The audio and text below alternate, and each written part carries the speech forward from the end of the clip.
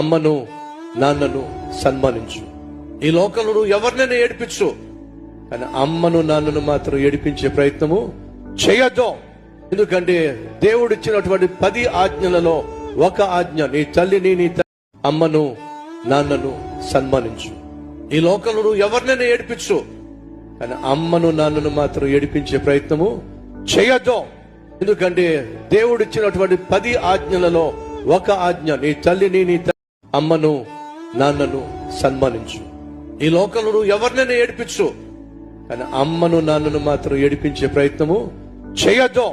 ఎందుకంటే దేవుడు ఇచ్చినటువంటి 10 ఆజ్ఞలలో ఒక ఆజ్ఞ, నీ తల్లిని నీ అమ్మను నాన్నను సన్మానించు.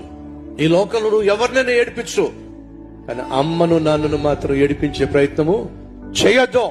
ఎందుకంటే దేవుడు ఇచ్చినటువంటి 10 ఆజ్ఞలలో ఒక ఆజ్ఞ, నీ తల్లిని